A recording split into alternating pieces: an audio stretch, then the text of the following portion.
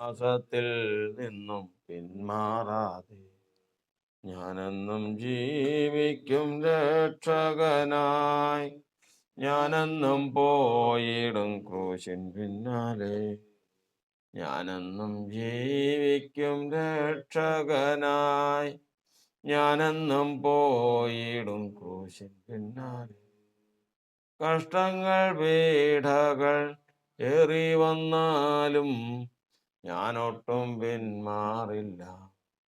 കഷ്ടങ്ങൾ പീഡകൾ ഏറി വന്നാലും ഞാനൊട്ടും പിന്മാറില്ല. ക്രിസ്തുയേശുവിൻ്റെ അതിപരിശുദ്ധ നാമത്തിന് മഹത്വം ഉണ്ടാകുമാറാകട്ടെ.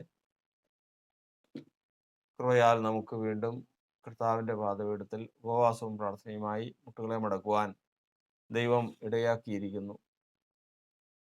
ദൈവത്തിൻ്റെ വചനത്തിൽ നിന്ന് നാം കേൾക്കുവാനിടയായി തീർന്നത് മനുഷ്യൻ്റെ രക്ഷിക്കപ്പെട്ടവൻ്റെ സന്തോഷം, അതുപോലെ മനുഷ്യൻ്റെ സന്തോഷം.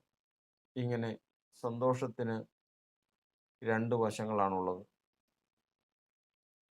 ദൈവത്തിൻ്റെ വചനത്തിൽ നമ്മൾ പഠിക്കുന്നത് പോലെ ധാന്യവും വീഞ്ഞും വർദ്ധിച്ചപ്പോൾ ഉണ്ടായതിലും അധികമായ സന്തോഷം നീ എൻ്റെ ഹൃദയത്തിൽ നൽകിയിരിക്കുന്നു.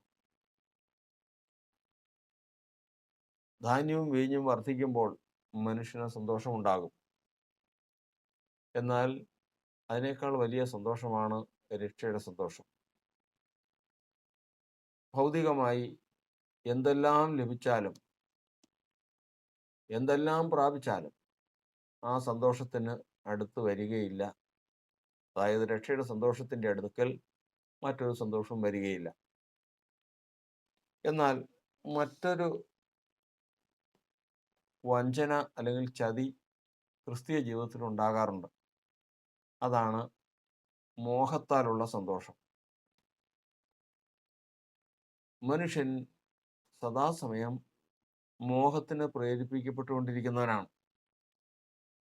പത്രോസിന്റെ ലേഖനത്തിൽ നമ്മൾ വായിക്കുന്നത് പോലെ നിങ്ങളുടെ ആത്മാവിനോട് പോരാടുന്ന ജഡമോഹങ്ങളെ വിട്ടകന്ന് നിങ്ങൾ ജീവിക്കണം.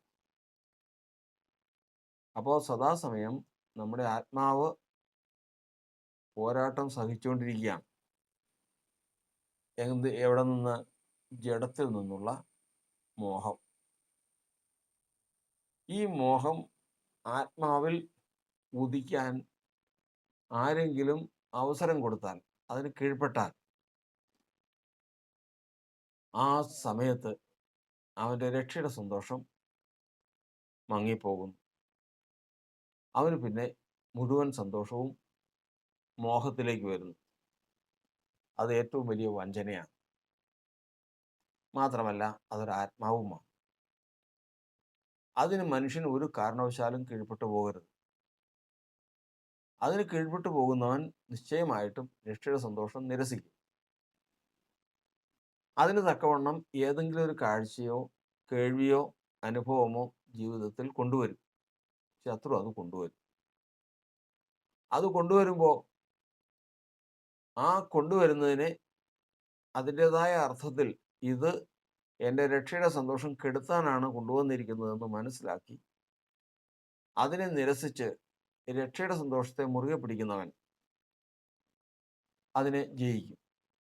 അല്ലാത്തിടത്തോളം കാലം ആ സന്തോഷത്തിൽ മോഹത്തിൽ അകപ്പെട്ടു പോകുന്നവൻ രക്ഷയുടെ സന്തോഷം നിരസിക്കുകയും തുടർന്ന് അവൻ സുബോധമറ്റു പോകുന്ന അവസ്ഥയിലേക്ക് പോവുകയും ചെയ്യും. അത് ശത്രുവിൻ്റെ ഒരു ചതിയാണ്. ഒരിക്കലും സുബോധത്തിൽ ഒരു മനുഷ്യൻ മോഹിക്കുകയില്ല. കാരണം മോഹിച്ചു പോയാൽ അവൻ്റെ സുബോധം പോവുക. അതാണ് നമ്മൾ ബലയാമിൻ്റെ കാര്യത്തെക്കുറിച്ച് പഠിക്കുന്നത്. അങ്ങനെയാണ്. ബലയാം എന്ന് പറഞ്ഞ ഒരു കർത്താവിൻ്റെ ദാസനായി കർത്താവ് തൻ്റെ ആത്മാവിനെ കൊടുത്ത് അഭിഷേകം ചെയ്ത ഒരു കർത്താവിൻ്റെ ദാസൻ തന്നെയാണ്. ഒരു വിശ്വാസിയല്ല, ഇസ്രായേലിനല്ല, ജാതികളുടെ ഇടയിൽപ്പെട്ട ഒരാളാണ്. ഈ കർത്താവിൻ്റെ ദാസൻ പ്രാർത്ഥിക്കും, അനുഗ്രഹിക്കും, ശപിക്കും, മുതലായിട്ടുള്ള കാര്യങ്ങളെല്ലാം ചെയ്യും. അതുപോലെ തന്നെ സംഭവിക്കുകയും ചെയ്യും. അതെല്ലാവർക്കും അറിയുകയും ചെയ്യാം. കാരണം ദൈവത്തിൻ്റെ ആത്മാവ് അവനിൽ ഉള്ളതുകൊണ്ട് അവൻ ആ പ്രവൃത്തികളെല്ലാം ചെയ്തുകൊണ്ടിരിക്കുന്നു. ഒരിക്കൽ ഇസ്രായേൽ ജനം കടന്നു പോകുമ്പോൾ ആ ഇസ്രായേൽ ജനം ആ ദേശത്ത് ബാലാക്ക് രാജാവിൻ്റെ വസ്തുവകകൾ രാജ്യം പിടിച്ചെടുക്കും എന്ന് രാജാവ് ഭയന്ന് നേരിട്ട് യുദ്ധം ചെയ്യാൻ മനസ്സില്ലാതെ ഈ കൃപാവരമുള്ള ബെന്യാമിനെ കൊണ്ട് ശപിക്കാൻ സാധിച്ചാൽ ഈ ജനം നശിച്ചു പോകും. അങ്ങനെ തനിക്ക് സ്വസ്ഥമായിട്ടിരിക്കാം എന്ന് ബാലാക്ക് ചിന്തിച്ച് ചെന്ന് ബെലയാമിനോട് കാര്യം പറഞ്ഞത് വേറെ ആരുമല്ല, രാജാവാണ്. പണ്ടേ തന്നെ അവനൊരു സ്വഭാവമുണ്ട്. കൂലിക്ക് ശപിക്കുന്നതും കൂലിക്ക് പ്രാർത്ഥിക്കുന്നതും കൂലിക്ക് അനുഗ്രഹിക്കുന്നതും ഒരു സ്വഭാവം ബെന്യാമിനുണ്ട്. അത് ബെന്യാമിൻ്റെ വാക്കിൽ നിന്ന് തന്നെ അത് വെളിപ്പെടുന്നുണ്ട്. കാരണം കണ്ണടച്ചിരിക്കുന്ന പുരുഷനാണ്. വീഴുമ്പോൾ കണ്ണു തുറക്കും. അവൻ ഇടയ്ക്കിടയ്ക്ക് വീഴും. ആ സമയത്താണ് കണ്ണു തുറക്കുന്നത്. അതെങ്ങനെയാണെന്നുള്ളത് നമുക്ക് ഇപ്പം ചിന്തിക്കാം. ഇപ്പോൾ ഇവിടെ നമ്മൾ ചിന്തിക്കുന്നത്, രാജാവ് വലിയ സമ്മാനങ്ങളുമായിട്ട് ആളെ പറഞ്ഞു വിട്ടിരിക്കുക. ആ സമ്മാനം കണ്ടു കഴിഞ്ഞപ്പോഴേക്കും ആഗ്രഹമുണ്ട്. കാരണം സമ്മാനം കൊണ്ടുവന്നിരിക്കുന്നത് കൂട്ടുകാരൻ സമ്മാനം കൊടുത്തു വിട്ടാൽ അത് എന്തോരം ഉണ്ടാവും. അയൽപക്കത്തുകാരൻ പിറന്നാളിന് സമ്മാനം കൊടുത്തു വിട്ടാൽ അത് എത്രയുണ്ടാവും. ഒരു ലോകത്തിൽ ഉള്ള ഒരു ധനവാൻ സമ്മാനം കൊടുത്തു വിട്ടാൽ എന്തോരം ഉണ്ടാവും. പരിധിയുണ്ട്. ഇത് കൊടുത്തു വിട്ടിരിക്കുന്ന ആരുമല്ല, മറ്റാരുമല്ല, രാജാവാണ്. ആ രാജാവാണ് കൊടുത്തുവിട്ടിരിക്കുന്നത്. ആ രാജാവ് കൊടുത്തുവിട്ട സമ്മാനം കണ്ടപ്പോൾ അവൻ മതി മറന്നുപോയി. വചനം പറയുന്നത്, അവൻ ആ അനീതിയുടെ കൂലി കൊതിച്ചു. ബിലെയാം തെറ്റിയത് അവിടെയാ. അതുവരെയും ബിലെയാം തെറ്റിയിട്ടില്ല. കാരണം ബിലെയാം വന്നവരോട് പറഞ്ഞതാ, സ്പഷ്ടമായിട്ട് പറഞ്ഞതാ. ഇസ്രായേലിനെ പ്രാകാനായിട്ട് വന്നവരോട്, പ്രാകാൻ പറഞ്ഞവരോട് ബാലാക്ക് രാജാവ് പറഞ്ഞു വിട്ട അവരുടെ പ്രഭുക്കന്മാരോട് സ്പഷ്ടമായിട്ട് പറഞ്ഞതാ, സാധിക്കില്ല. ഞാൻ ദൈവത്തോട് ചോദിക്കും, ദൈവം എന്നോട് പറയുവാണെങ്കിൽ ഞാൻ പോയി ചെയ്യും. ഇല്ല എങ്കിൽ നീ എന്നെ എന്ത് ചെയ്ത് തന്നാലും ഞാൻ അത് ചെയ്യില്ല എന്ന് പറഞ്ഞതാ. കാര്യങ്ങളെല്ലാം വഴി തന്നെയാ പോന്നിരിക്കുന്നത്. അന്ന് രാത്രി ദൈവം ബിലെയാമിനോട് പറഞ്ഞു, ഇതാരാ ഇവിടെ വന്നിരിക്കുന്നത് നിന്റെ അടുക്കൽ? ബിലെയാം പറഞ്ഞു, മരുഭൂമിയിൽ കൂടി ഒരു ജനം വരുന്നു, ഒരു കൂട്ടം. ബാലാക്ക് രാജാവിൻ്റെ ദേശത്തുകൂടിയാണ് കടന്നു പോകാൻ പോകുന്നത്.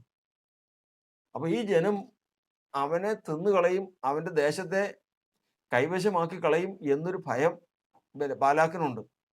അങ്ങനെ ബാലാക്ക് രാജാവ് അവരെ ശപിക്കാനായിട്ട് ആളെ പറഞ്ഞു വിട്ടതാ. അവരാണ് ഇപ്പൊ ഈ വന്ന് കിടക്കുന്നത്. ഞാൻ കർത്താവിനോട് ആലോചന ചോദിക്കാനായിട്ട് ഇരിക്കുക. അതിനാണ് ദൈവസന്നിധിയിൽ വിഷയം വെച്ചിരിക്കുന്നത്. കർത്താവ് പറഞ്ഞു, നീ പോകരുത്, നീ ശപിക്കരുത്, മാത്രമല്ല അവർ അനുഗ്രഹിക്കപ്പെട്ടവരാകും. 3 കാര്യങ്ങളാണ് പറഞ്ഞത്. നീ പോകരുത്, പോകാൻ പാടില്ല, അവൻ്റെ കൂടെ പോകരുത്. 2, ശപിക്കരുത്, കാരണം അവർ അനുഗ്രഹിക്കപ്പെട്ടവരാ, നീ അത് ചെയ്യരുത്. ഈ 3 കാര്യങ്ങൾ പറഞ്ഞു. കാരണം ബിലെയാം ഈ ശപിക്കുന്ന ഏത് ആത്മാവ് കൊണ്ടോ ആ ആത്മാവ് ആണ് അവരെ നടത്തിക്കൊണ്ട് പോകുന്നത്. അങ്ങനെയാണ്. അതാണ് ദൈവസഭയിൽ കൃപാവരമുള്ളവർ മറ്റുള്ള സഹോദരങ്ങളെ ഉപദ്രവിക്കാൻ തുടങ്ങിക്കഴിഞ്ഞാൽ ദൈവം അവരുടെ വലത്ത് ഭാഗത്ത് വരും. ദൈവം കരഞ്ഞ് നിലവിളിച്ച് വിലപിച്ച് വലിയ വായിൽ നിലവിളിച്ച് കഴിയുമ്പോഴേക്കും കൃപാവരങ്ങൾ കൊടുക്കും. നമുക്കറിയാവുന്ന ഒരു കാര്യമുണ്ട്. നമ്മുടെ സഭയിൽ ഒരിക്കലും എല്ലാവരും കൂടി ഇരിക്കുമ്പോൾ കൃപാവരം കിട്ടിയ ഒരാൾ പ്രവചിക്കുക. ആ പ്രവചനം ഒരാളെ ഒന്നുമില്ലാതെയാക്കി അദ്ദേഹം വീട്ടിൽ ചെന്നാൽ കരടിയെ പോലെ സംസാരിക്കും, സിംഹത്തെ പോലെ മറ്റുള്ളവരെ ഉപദ്രവിക്കാൻ ചെല്ലും, മുതലായ കാര്യങ്ങളെല്ലാം പറഞ്ഞ് ആ മനുഷ്യനെ അങ്ങോട്ട് വല്ലാതെയാക്കി. യഥാർത്ഥത്തിൽ ദൈവത്തിന്റെ ആത്മാവ് കൊടുത്തതല്ല താനും. അത് പിന്നീട് അത് ബോധ്യപ്പെട്ടു. ദൈവത്തിന്റെ വചനത്തിൽ നമ്മൾ വചനപ്രകാരം നമ്മൾ പഠിക്കുന്നത്, ദൈവം ഒരാൾക്ക് ഈ കൃപാവരങ്ങൾ കൊടുക്കുന്നത് എന്തിനു വേണ്ടിയിട്ടാണ്? എപ്പോഴാണ് കൊടുക്കുന്നത്? ഈ പറഞ്ഞ ഈ പറഞ്ഞ പ്രവചനം പറഞ്ഞ ആള്, അയാൾക്ക് എങ്ങനെ ഈ കൃപാവരം കിട്ടിയെന്ന് ചോദിച്ചാൽ, അടൂര് ഭാഗത്ത് ഒരു സ്ഥലത്ത് 21 ദിവസം ഉപവാസ പ്രാർത്ഥനയ്ക്ക് എല്ലാവരും കൂടിയിരിക്കുമ്പോൾ ഇദ്ദേഹവും പോയിരുന്നു ഉപവസിച്ചു. 21 ദിവസം ഉപവസിക്കണം എന്നുള്ള താല്പര്യത്തിൽ അദ്ദേഹം പോയി ഉപവസിച്ചു. ഉപവസിച്ച് 21 ദിവസവും സന്തോഷമായിട്ട് കഴിഞ്ഞു. പക്ഷേ 21 ദിവസം കഴിഞ്ഞപ്പോൾ ഇദ്ദേഹത്തോട് എല്ലാവരും ചോദിച്ചു, എന്താ ഉപവസിച്ചിട്ട് എന്താ എന്ത് പ്രയോജനം കിട്ടിയേ? എന്തെങ്കിലും കിട്ടിയോ? കാരണം അവിടുത്തെയൊക്കെ ഉള്ള പ്രധാനപ്പെട്ട അവരുടെ ഉദ്ദേശം എന്ന് പറയുന്നത് കൃപാവരങ്ങളാണ്. ഉപവസിക്കുന്നുവെങ്കിൽ കൃപാവരങ്ങൾ കിട്ടണം, തീ കത്തണ പോലെ കത്തണം, അങ്ങനെയൊക്കെയുള്ള വിഷയങ്ങളാണ് അവിടെ ഉള്ളവർക്ക് പ്രധാനപ്പെട്ട കാര്യം. നമ്മളിവിടെ പ്രാർത്ഥിക്കുമ്പോഴും ഉപവസിക്കുമ്പോഴും നമ്മൾ ശുദ്ധീകരണം പ്രാപിക്കണം. ദൈവത്തിന് മുമ്പാകെ വന്നുപോയ തെറ്റുകളും കുറ്റങ്ങളും ഒക്കെ ഒന്നും പരിഹരിക്കപ്പെടണം. തെറ്റായ വാക്കുകൾ അതരത്തിൽ നിന്ന് വന്നുപോയതൊക്കെയും കർത്താവ് ക്ഷമിച്ച ഒരു ക്രമീകരണം തന്നെ. ഇങ്ങനെയുള്ള കാര്യങ്ങളൊക്കെയാണ് ഇവിടെ നമ്മൾ മുഖ്യം. അവിടെ അങ്ങനെയല്ല. നമ്മൾ കുറ്റം പറയുന്നതല്ല. അവർക്കുടെ ദർശനം മുഖ്യമായിട്ട് അവർ വെച്ചിരിക്കുന്നതാണ്. ഇതുമൊക്കെ ആവശ്യത്തിലുള്ളതാണ്. ശുദ്ധീകരണമൊക്കെ ആവശ്യത്തിലുള്ളതാണ്. എന്നാൽ മുഖ്യമായിട്ട് അവർ ചിന്തിക്കുന്നത് ഇതാണ്: എന്ത് കിട്ടി? 21 ദിവസം ഉപവസിച്ചിട്ട് എന്ത് കൃപാവരം കിട്ടി എന്നുള്ള ചോദ്യത്തിങ്കൽ ഈ സഹോദരൻ അങ്ങോട്ട് വല്ലാതെയായിപ്പോയി. സങ്കടം കൊണ്ട് കരഞ്ഞ്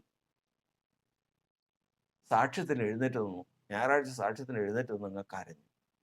കരഞ്ഞതോടുകൂടി അതിശയം എന്ന് പറയട്ടെ, ആ സഹോദരന്റെ സാക്ഷ്യം ഞാൻ കേട്ടതാണ്. എന്നോട് പറഞ്ഞതാണ്. അകലേന്നോ ദൂരത്തു നിന്ന് എന്തോ ഒരു ശബ്ദമോ എന്തോ ഒരു അരുളപ്പാടോ എന്തോ വരുന്നു. അത് അടുത്തടുത്ത് വന്ന് തൻ്റെ ഹൃദയത്തിലേക്ക് അങ്ങ് പ്രവേശിച്ച്. പിന്നീടുണ്ടായ സംഭവം എന്ന് പറയുന്നത്, അദ്ദേഹത്തിന് ആർക്ക് വേണ്ടിയിട്ടും പ്രാർത്ഥിച്ചാൽ ആ വ്യക്തിയെക്കുറിച്ചുള്ള ആലോചനകൾ കിട്ടും.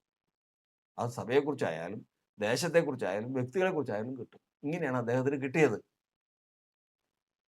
അപ്പൊ ദൈവം കൊടുത്തത് തന്നെ, ദൈവം കൃപാവരം കൊടുത്തത് തന്നെയാണ്.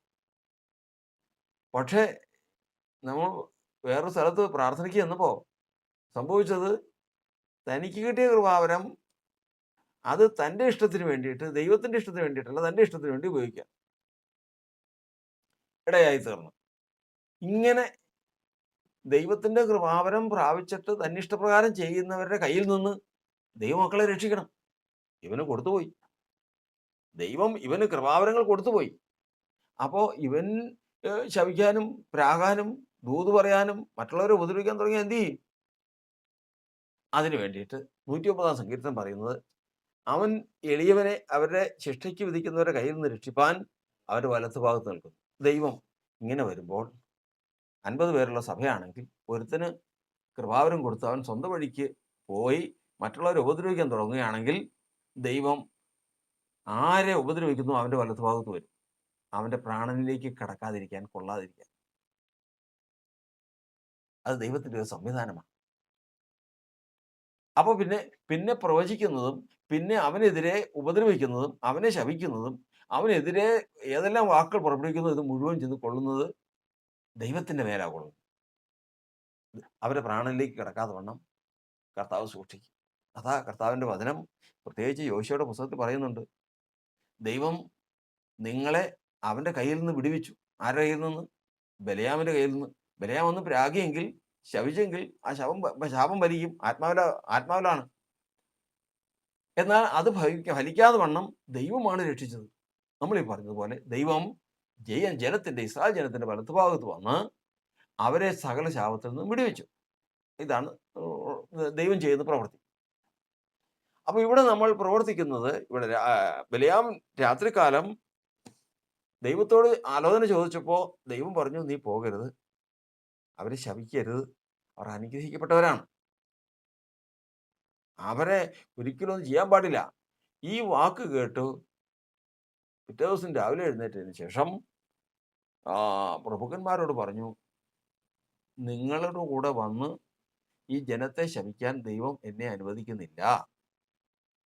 എന്നോട് ഇന്ന പ്രകാരം കർത്താവ് പറഞ്ഞിട്ടുണ്ട്. അതുകൊണ്ട് അതുകൊണ്ട് ഞാൻ അതിന് വരികയില്ല. ഈ വാക്ക് കേട്ടതോടുകൂടി പ്രഭുക്കന്മാർ നേരെ രാജാവിൻ്റെ അടുക്കിലേക്ക് മടങ്ങിപ്പോയി. ബാലാക്ക് രാജാവിൻ്റെ അടുക്കിലേക്ക് മടങ്ങിപ്പോയി. ബാലാക്ക് രാജാവിനോട് വിവരങ്ങളെല്ലാം പറഞ്ഞു. ഇന്നതാണ് സംഭവം. അവന് അതിന് മനസ്സില്ല. കാരണം ദൈവം അനുവദിക്കുന്നില്ലെന്നാണ് അവൻ പറയുന്നത്. ബാലാക്ക് എന്ത് ചെയ്തു? ആദ്യം പറഞ്ഞു വിട്ടത് സാധാരണ പ്രഭുക്കന്മാരെയാണ്. തൻ്റെ മന്ത്രിസഭയിലും തൻ്റെ രാജ്യത്തും ഏറ്റവും പ്രഭുക്കന്മാർ, ഏറ്റവും കുലീനന്മാർ, ഏറ്റവും ശ്രേഷ്ഠന്മാർ, മഹാപദവിയിലിരിക്കുന്ന കുറച്ച് പേരെ അങ്ങ് പറഞ്ഞു വിട്ടു. അവർ വന്നത് വെറുതെ കയ്യാലല്ല, മഹാസമ്പത്ത് കൊണ്ടാണ്. ഈ വന്ന വരവും അവരുടെ സമ്പത്തും കണ്ടപ്പോൾ വചനം പറയുന്നത് അവൻ കൊതിച്ചു എന്നാണ്. അതായത് മോഹത്തിൻ്റെ മറ്റൊരു ഭാഷയാണ് കൊതി. കൊതിക്കുന്നതും മോഹിക്കുന്നതും പ്രേമിക്കുന്നതും എന്ന ആ പദങ്ങളുടെ വ്യത്യാസമേ ഉള്ളൂ. ഇതെല്ലാം ഒറ്റ നിലയിൽപ്പെട്ടതാണ്. ഇതെല്ലാം ശത്രു ചെയ്യിക്കുന്നതാണ്. ആരെങ്കിലും കൊതിപ്പിക്കുന്നുണ്ടോ? ശത്രുവാണ് അതിൻ്റെ പുറകിൽ. ആരെങ്കിലും മോഹിപ്പിക്കുന്നുണ്ടോ? ശത്രുവാണ് അതിൻ്റെ പുറകിൽ. ആരെങ്കിലും പ്രേമിക്കുന്നുണ്ടോ? ശത്രുവാണ് അതിൻ്റെ പുറകിൽ. യാതൊരു മാറ്റമില്ല. കാരണം ഒരിക്കലും ദൈവം മനുഷ്യനെ കൊണ്ട് മോഹിപ്പിക്കില്ല. അപ്പൊ ഇവിടെ നിന്ന് നമ്മൾ പഠിക്കുന്നത്, നമ്മൾ ചിന്തിക്കുന്നത്, ഇവിടെ ഈ പ്രഭുക്കന്മാരെയും ഇവരുടെ സമ്മാനങ്ങളും ഇവർ കൊണ്ടുവന്ന ആ മഹത്തായിട്ടുള്ള സമ്മാനങ്ങളെല്ലാം കണ്ടു കഴിഞ്ഞപ്പോൾ അവൻ അനീതിയുടെ കൂലി കൊതിച്ചു ഉരിയാടാ കഴുത മനുഷ്യവാക്കായി ഉരിയാടി. അവൻ കൊതിച്ചു പോവുക. പ്രവാചകന്റെ ബുദ്ധിഭ്രമത്തെ തടുത്തു. അപ്പൊ കൊതിച്ചതോടുകൂടി എന്ത് പോയി? ബുദ്ധിഭ്രമം, ഭ്രാന്തായി. ബുദ്ധി ഭ്രമിച്ചു പോയി, ഭ്രാന്തായി തീർന്നു. മോഹിച്ചാൽ, പ്രേമിച്ചാൽ, കൊതിച്ചാൽ സുബോധം പോയി, അവൻ ഭ്രാന്തന. പിന്നെ അവനോട് വർത്താനം പറഞ്ഞിട്ട് കാര്യമില്ല. നീ അതിൽ നിന്ന് പിന്മാറടാ, ഈ ലോകം മുഴുവൻ നിനക്ക് തന്നേക്കാം, നീ അതിൽ നിന്ന് മാറാൻ പറഞ്ഞാൽ മാറൂല്ല. കാരണം അതിന്റെ പിന്നിൽ ശത്രുവാണ്. കാരണം ഇവന് ഒന്നാമത് ഭ്രാന്ത. രക്ഷയുടെ സന്തോഷമൊക്കെ എന്നേ പോയി. കൊതിച്ചപ്പോൾ തന്നെ രക്ഷയുടെ സന്തോഷം പോയി. അവനിന്ന് അത് മാത്രം കിട്ടിയാൽ മതി, വേറെ ഒന്നും വേണ്ട. അതിലേക്ക് ഭ്രമിച്ചിരിക്കുക. അവന്റെ സുബോധം പോയി. ദൈവത്തിന്റെ വചനം പറയുന്നത് അവൻ വേറൊരു ലോകത്തിലേക്ക് മാറി. അപ്പോ നമ്മളിപ്പോൾ 3 സന്തോഷത്തെക്കുറിച്ച് പറഞ്ഞു. ഒന്ന്, ധാന്യവും വീഞ്ഞും വർദ്ധിക്കുമ്പോഴുണ്ടാകുന്ന ലോകത്തിലെ സന്തോഷം. 2, പ്രാണൻ രക്ഷപ്പെടുമ്പോഴുണ്ടാകുന്ന രക്ഷയുടെ സന്തോഷം. 3-മത്തത്, ശത്രുവിന് കീഴ്പ്പെട്ട് മോഹം, കൊതി, പ്രേമം എന്നിവ ഉദിച്ചാൽ ഉളവാകുന്ന സന്തോഷം. 3-മത്തെ സന്തോഷത്തിൽ ഭ്രാന്താവും, അവന് സുബോധമില്ലാതാവും. ഇതാണ് ദാവീദിന് സംഭവിച്ചത്.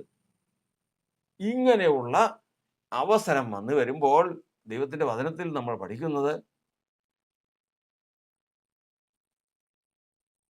ദൈവത്തിന്റെ വചനത്തിൽ ഉത്തമഗീതങ്ങളുടെ പുസ്തകം 8-ാം അധ്യായത്തിന്റെ 6-ാം വാക്യത്തിൽ നമ്മൾ വായിക്കുന്നത് പ്രകാരമാണ്. ആ വാക്യം നോക്കി. എന്നെ ഒരു മുദ്രാമോതിരമായി നിന്റെ ഹൃദയത്തിന്മേലും ഒരു മുദ്രാമോതിരമായി നിന്റെ ഭുജത്തിന്മേലും വെച്ചുകൊള്ളണമേ. പ്രേമം മരണം പോലെ ബലമുള്ളതും അഗ്നിവ്രതശങ്ക പാതാളം പോലെ കടുപ്പമുള്ളതാവുന്നു. പ്രേമം മരണം പോലെ ബലമുള്ളതാണ്. അത്ര ബലമുള്ളതാണത്. കാരണം അത് വലിയൊരു ചരിത്രമാണ്. അതായത് മരണം എന്ന് പറയുന്നതിന്റെ അധികാരി പിശാചാണ്. പാപം ചെയ്യുന്ന ദേഹി മരിക്കും. അതുകൊണ്ട് ഏക മനുഷ്യനാൽ പാപവും പാപത്താൽ മരണവും ലോകത്തിൽ കടന്നു. ഈ ലോകത്തിൽ ജനിക്കുന്ന ഒരു മനുഷ്യനും മരണത്തിൽ നിന്ന് ഒഴിവില്ല. എല്ലാ മനുഷ്യരും മരിക്കണം. അപ്പോൾ എല്ലാ മനുഷ്യരിലും മരണം ആധിപത്യം നടത്തുന്നു. അതുകൊണ്ട് തന്നെ മരണത്തിന്റെ അധികാരിയായ പിശാച് സകല മനുഷ്യരെയും കീഴടക്കിയിരിക്കുന്നു. ഇതാണ് ദൈവത്തിന്റെ വചനം. അങ്ങനെ കീഴടക്കി അങ്ങനെ കീഴടക്കി ഒക്കെ ഒരു ലോകമാണ്. ഈ ലോകത്തിലാണ് യേശു വന്ന് ഒരു വാക്ക് പറഞ്ഞു, ജീവിച്ചിരുന്ന് എന്നിൽ വിശ്വസിക്കുന്നവൻ മരണം കാണുകയില്ല. കർത്താവായ യേശു തന്ന വാക്കാണ്. ഇന്ന് നിങ്ങളെ മരണം ഭരിക്കുന്നു, പാപം ഭരിക്കുന്നു. എന്നാൽ നിങ്ങൾ ജീവിച്ചിരുന്ന് എന്നിൽ വിശ്വസിക്കുക, ആ മരണം നിങ്ങളെ വിട്ടുപോകും, പാപം ഒഴിവായി പോകും. ഈ വാക്ക് തന്നതാണ്. വിശ്വസിച്ച ജനം കർത്താവിനെ സ്വീകരിച്ചു, കർത്താവിന്റെ നാമത്തിൽ പാപത്തെ കഴുകിക്കളഞ്ഞു, മരണത്തിന്റെ അധികാരിയായ പിശാചിനെ നീക്കി സ്വതന്ത്രനായി. ഇനി മരണമില്ല, ഇനി പ്രാണന് മരണമില്ല. ശരീരത്തിന് മരണമുണ്ടെങ്കിലും പ്രാണന് മരണമില്ല. അങ്ങനെയാണ് രക്ഷിക്കപ്പെട്ടത്. ഈ സമയത്ത് ലഭിച്ചതാണ് സന്തോഷം. ഏത് സന്തോഷം? രക്ഷയുടെ സന്തോഷം. അതായത് എന്തൊക്കെ നീങ്ങി? പാപഭാരം നീങ്ങി, അതിൻ്റെ ഫലമായ മരണം നീങ്ങി. അതോടുകൂടി മരണത്തിന്റെ അധികാരിയായ പിശാചിന്റെ ആധിപത്യവും നീങ്ങി. ഇത്രയും നീങ്ങുമ്പോൾ ഉണ്ടാകുന്ന ദൈവവുമായിട്ടുള്ള ബന്ധത്തിൽ ഉണ്ടാകുന്ന സന്തോഷമാണ് പ്രാണന്റെ സന്തോഷം, രക്ഷയുടെ സന്തോഷം. ഈ സന്തോഷമാണ്. എന്തൊക്കെ സംഭവിച്ചു? എന്തൊക്കെ സംഭവിച്ചു? പാപം നീങ്ങി, മരണം നീങ്ങി, മരണത്തിന് അധികാരിയായ പിശാചിന്റെ ആധിപത്യവും നീങ്ങി, സ്വതന്ത്രരായി. ഈ ഉണ്ടാകുന്ന സന്തോഷമാണ് രക്ഷയുടെ സന്തോഷം. പിശാച് മാറിപ്പോകേണ്ടി വന്നു, പിശാച് അങ്ങോട്ട് മാറിപ്പോകേണ്ടി വന്നു. കാരണം അവൻ രക്ഷപ്പെട്ടു പോയി, എൻ്റെ കയ്യിൽ നിന്ന് പോയി. ഇനി പിശാചിനോ മരണത്തിനോ അവനിൽ അധികാരമില്ല, അവകാശമില്ല. ഇനി എന്നെ ചെയ്യാൻ? ഇനി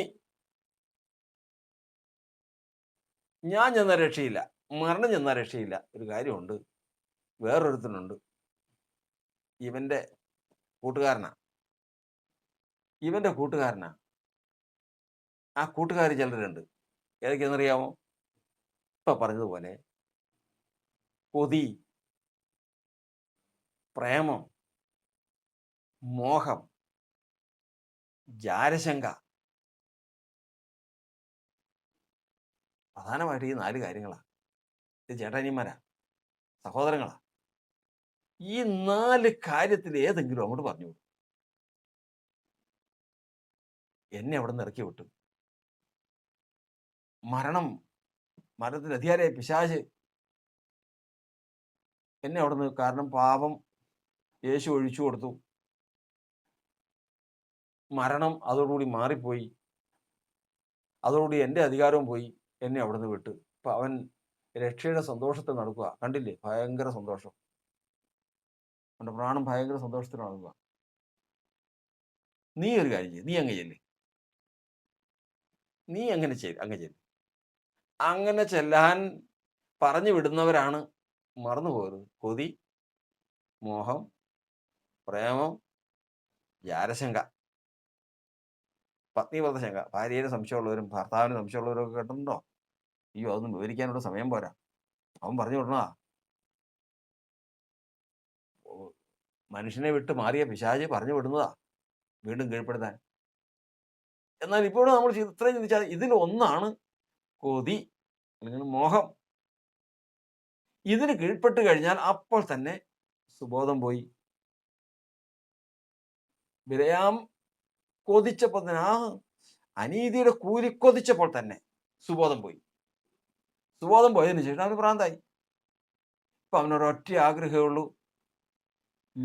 സ്വർഗം നിനക്ക് കിട്ടൂല, നീ സൂക്ഷിക്കണമെന്ന് പറഞ്ഞാൽ പോലും അവനൊന്നും പ്രശ്നമല്ല. ഒറ്റ കാര്യമുള്ളൂ, സമ്മാനം. വന്നിരിക്കുന്നത് ആരാന്നറിയാവോ? വന്നിരിക്കുന്നത് പാലാക്കുന്ന രാജാവിന്റെ മഹാപ്രഭുക്കന്മാരാണ്. അവർ കൊണ്ടുവന്നിരിക്കുന്ന സമ്മാനം എന്നറിയാവോ? അത്ര ഭയങ്കരമാണ്. വഴിതെറ്റി അവൻ പോയി. ദൈവത്തിന്റെ വചനം നമ്മളിന്ന് കേട്ടതെന്താ? മനുഷ്യന്റെ ജീവിതം സാത്താന്റെ അധികാരത്തിൽ നിന്ന് ദൈവത്തിന്റെ അധികാരത്തിലേക്ക് മാറി വന്നതാണ്. അപ്പോസ്തലപ്രവൃത്തിയുടെ പുസ്തകം 26-ാം അധ്യായത്തിൽ വായിക്കണം. അങ്ങനെ മാറി വന്നതാണ്. എന്നാൽ ആ മാറിപ്പോയവൻ വെറുതെ ഇരിക്കുമെന്ന് വിചാരിക്കരുത്. ഇവൻ ഈ സന്തോഷിച്ച് നടക്കുന്നത് എങ്ങനെയും കെടുത്തിക്കളയാൻ, എങ്ങനെയും കെടുത്തിക്കളയാൻ അവൻ രാപ്പകൽ ശ്രമിച്ചുകൊണ്ടിരിക്കുക.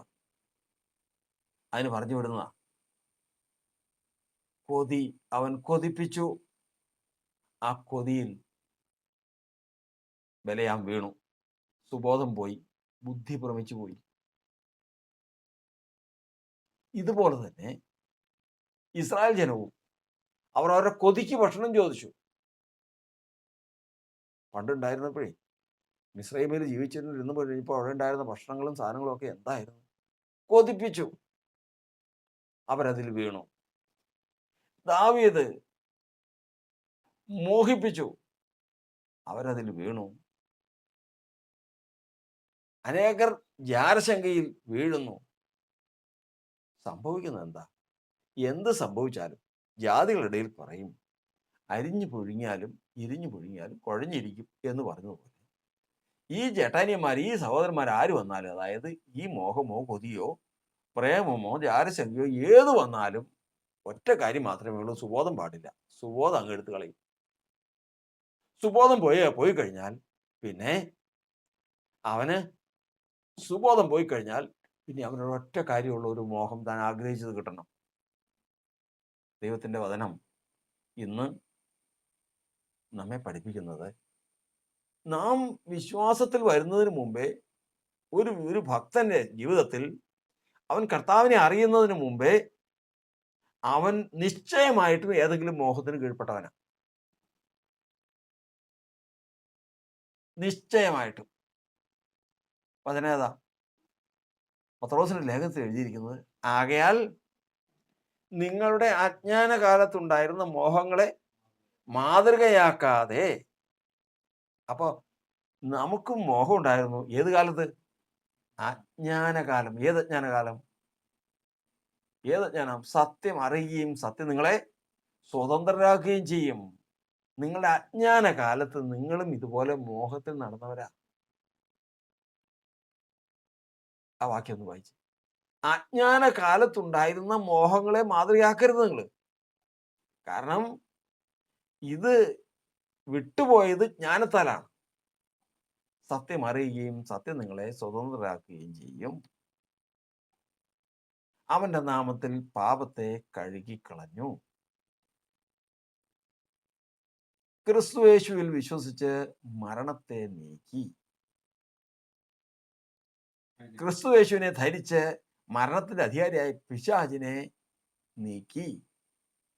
അങ്ങനെ രക്ഷയുടെ സന്തോഷത്തിൽ ജീവിക്കുന്ന ഒരു മനുഷ്യൻ. അതാണ് ഇന്നത്തെ നമ്മുടെ അവസ്ഥ. അങ്ങനെ ആയിരിക്കണം. ഓരോ ഘട്ടങ്ങളുണ്ട്. സത്യമറിയിച്ച് സ്വതന്ത്രമാക്കി, സത്യമനുസരിച്ച് പാപം കഴുകി, വിശ്വാസത്തിൽ ക്രിസ്തുവിനെ ധരിച്ചു, പിശാചിനെ, മരണത്തെയും പിശാചിനെയും നീക്കി ഇന്ന് രക്ഷയുടെ സന്തോഷം അനുഭവിച്ച് ജീവിക്കുമ്പോൾ വചനം പറയുന്നത്, നിങ്ങൾ മുൻപേ അകൃത്യങ്ങളാലും പാപങ്ങളാലും മരിച്ചവരായിരുന്നു. എഫേസ്യർ 2:1. നിങ്ങൾ മുമ്പേ അകൃത്യങ്ങളാലും പാപങ്ങളാലും മരിച്ചവരായിരുന്നു. എന്നാൽ നിങ്ങളെ കർത്താവ് ജീവിപ്പിച്ച് കൊണ്ടുവന്നതാണ്. അങ്ങനെ മരിച്ച കാലത്ത് നിങ്ങൾ എന്തുകൊണ്ടാണ് മരിച്ചിരുന്നത്? പാപം, മോഹമുണ്ടായിരുന്നു. ആ സമയത്ത് നിങ്ങൾക്കൊരു മോഹം ഉണ്ടായിരുന്നു. ആ മോഹം വിട്ടതിന് ശേഷമാണ് ആ പത്രോസിന്റെ ലേഖനം ഒന്ന് വായിക്കാം. റെഫറൻസ് ഒന്ന് പറഞ്ഞു. 1 പത്രോസ് 1:14-15.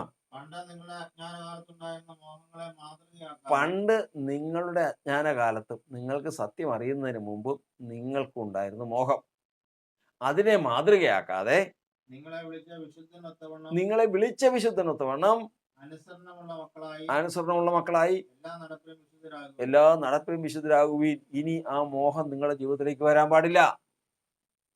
ഇനി ഒരിക്കലും ആ മോഹമോ കൊതിയോ പ്രേമമോ ജാരശങ്കയോ നമ്മുടെ ജീവിതത്തിലേക്ക് വരാൻ പാടില്ല.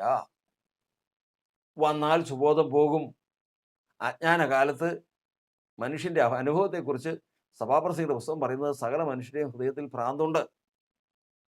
എല്ലാ മനുഷ്യരിലും ഉണ്ട് ഒരു സുബോധമില്ലായ്മ, ഭ്രാന്തുണ്ട്, ബുദ്ധിഭ്രമമുണ്ട്. അതിൽ നിന്നാണ് സത്യം അറിഞ്ഞപ്പോൾ കർത്താവ് ശക്തിയുടെയും സ്നേഹത്തിൻ്റെയും സുബോധത്തിൻ്റെയും ആത്മാവിനെ തന്ന് ഈ വിശ്വാസത്തിലേക്ക് കൊണ്ടുവന്നതും ഇത്രത്തോളം നിർത്തിയതും.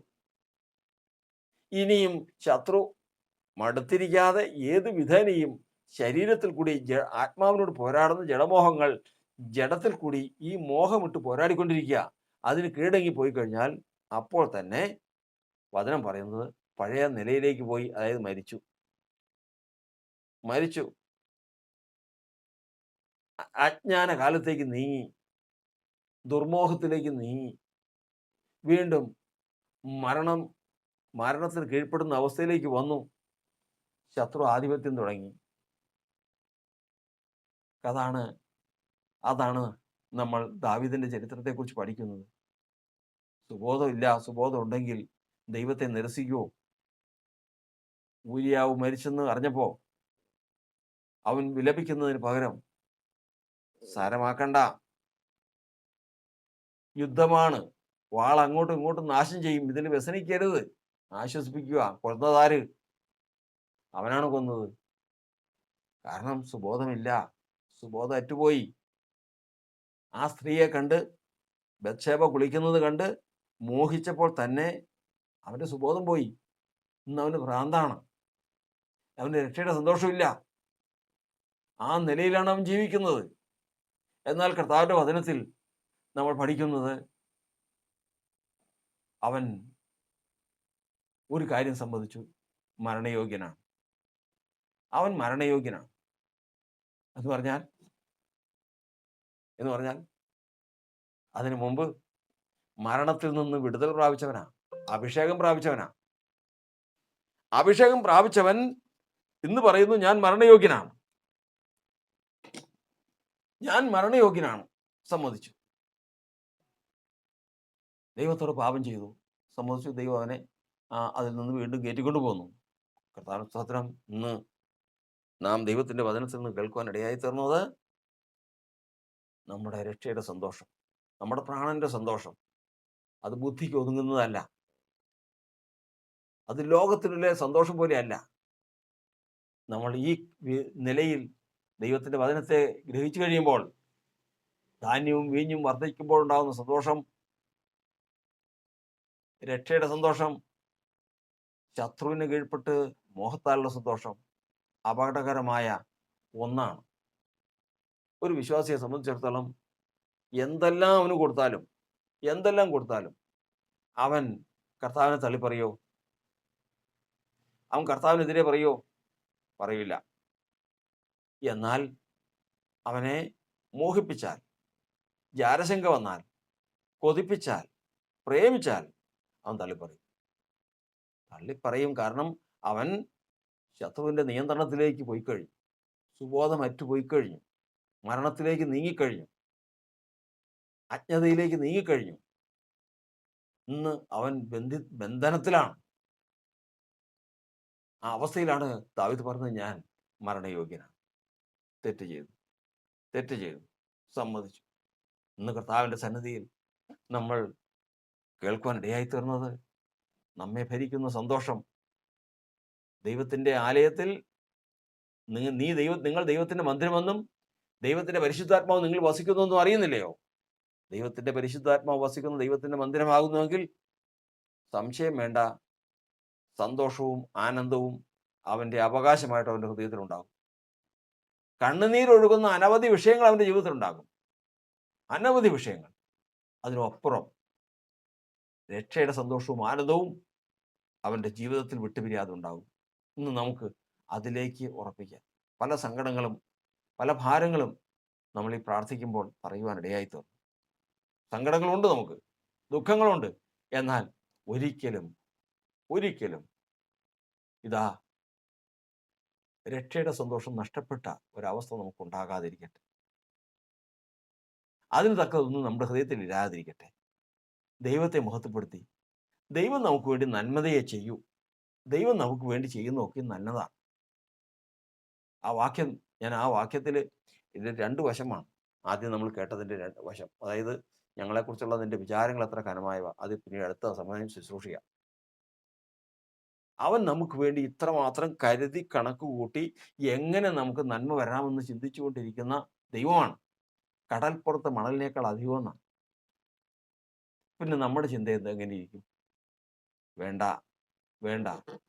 നമ്മുടെ സന്തോഷം അറ്റുപോകത്തക്കവണ്ണം ഒന്നും നമ്മുടെ ഹൃദയത്തെ ഭരിക്കാതെ വണ്ണം എൻ്റെ നന്മയ്ക്കായിട്ടല്ലാതെ കർത്താവ് ഒന്നും ചെയ്യുകയില്ല എന്ന് നമുക്ക് ഉറപ്പിച്ച്, കർത്താവെ എന്തെല്ലാം എൻ്റെ ജീവിതത്തിൽ സംഭവിച്ചാലും രക്ഷയുടെ സന്തോഷം എനിക്ക് നഷ്ടപ്പെടരുത്.